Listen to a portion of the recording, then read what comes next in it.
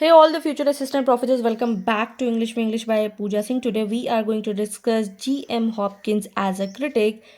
Yes, he is a Victorian poet, but today we are looking him through as a critic.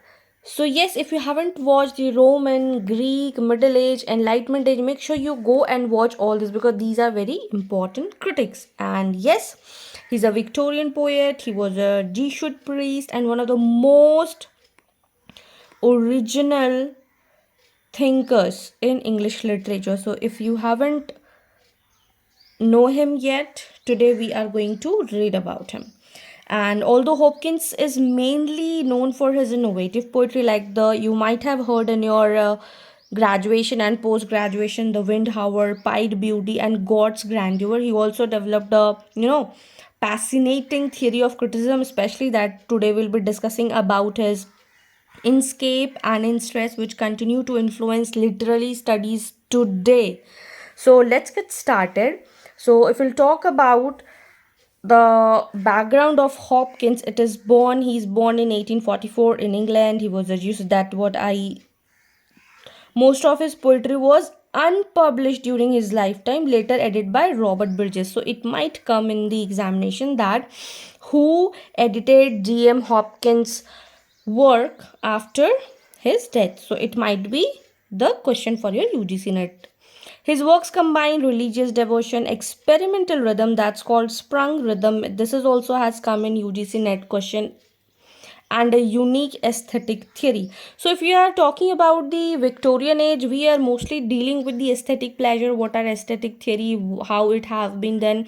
And he was the first person though who has used the sprung rhythm for the first time. And so yes, now we'll be talking about Hopkins as a critic.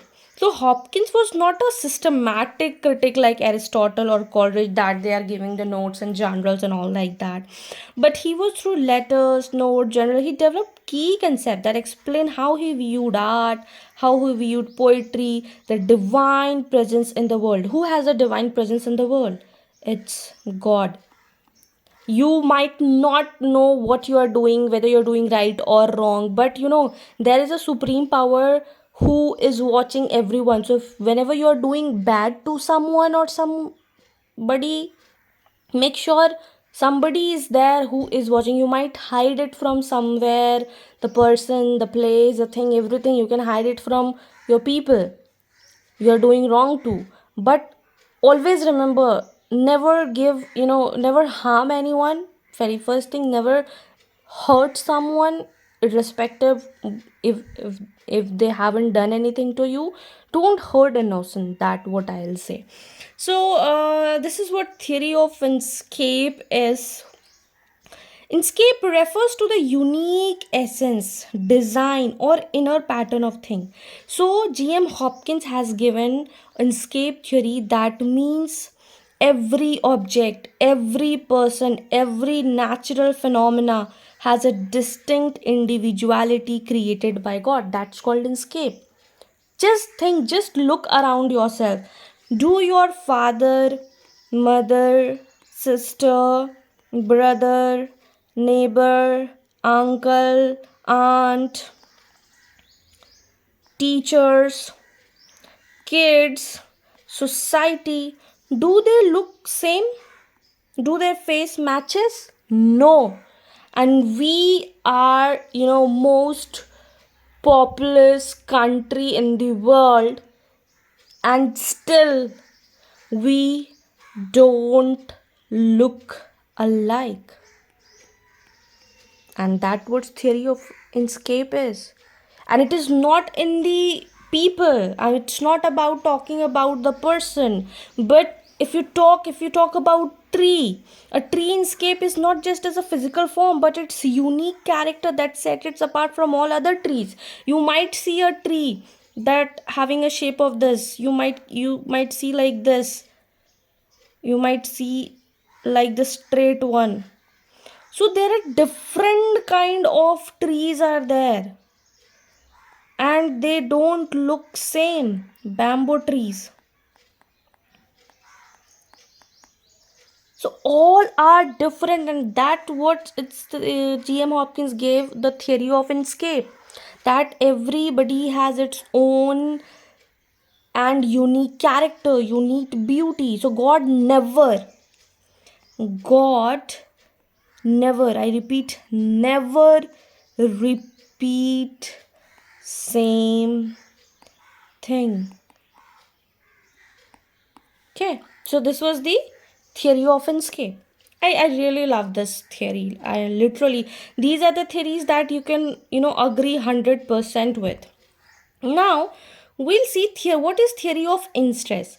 Theory of Instress is that when you talk about supernatural, interest is the force or energy by which we recognize and experience the inscape of something. It's our mind, our soul that connects with the unique essence of an object. You just look at rainbow and suddenly you feel, oh wow, that's this emotional, spiritual, recognize and stress. You just look at the sunset. Every sunset will have a different feeling. Can you change day and night? Can you change day and night? Can you make yourself according to your will, like now I want that it should look like night? No, you cannot do that. Can you change the seasons? No, you can't. Can you make rain now? Can you stop the flood? You can't do anything by your own. It's the God will. It's the God fates. It's the God movement that rules for everything, and he has the control over Inscape. And that what we call the theory for interest. So for Hopkins, interest is also the moment when one perceives God's presence in creation. So these are the things that makes no human can change the season, make fall rain, rules for everything. So God has the control. Who has the control? God has the control.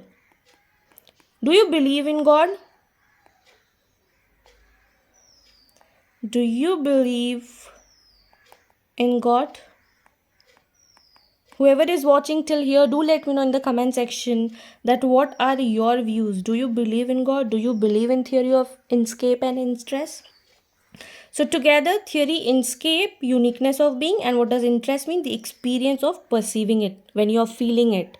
That's called the Instress. Now, Hopkins' literary contribution. What was the literary contribution in it? So, revolutionize the rhythm sprung to rhythm. Stress syllable do not follow a fixed pattern but imitate natural speech and heartbeat, that you have to learn it. His criticism emphasized the divine beauty in individuality. He talks about the individuality that we talk about in Inscape. Art must reveal God's glory by showing uniqueness of the world, how our world is unique. And if you talk about the world, we have 7 continents and no people look alike. If obviously every time there is exceptions, if you just don't talk about twins, and that is also rarest of rare, right? So his ideas connect aesthetic experience with spiritual experience. Okay, so let's look at what we have studied today. G.M. Hopkins as a critic, we talked about his background, we talked about Hopkins as a critic, then we read about the theory of interest, then we read about the Hopkins literary contribution. Now we are going to solve PYQ questions. Okay, who coined the term Inscape and Instress? It was asked in 2014. It is G.M. Hopkins.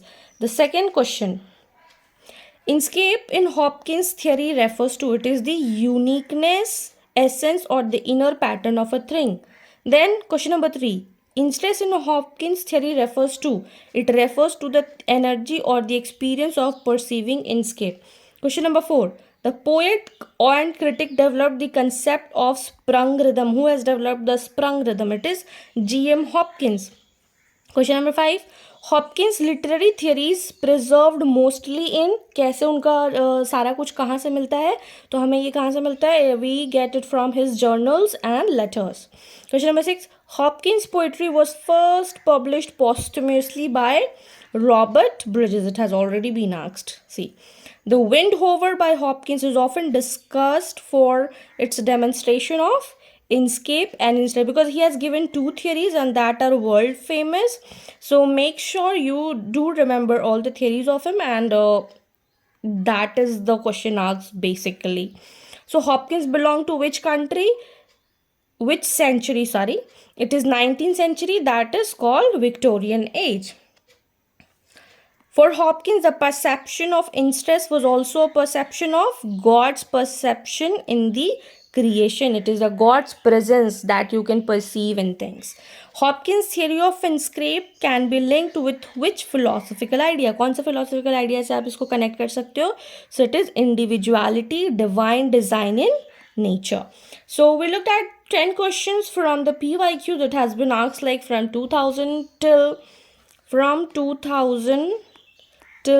2024. Okay, now if you talk about in nutshell what we have studied for revision, so Hopkins as a critic, it is the most important because of Inscape that talks about the essence of individuality. Instress, that is the perception of the essence.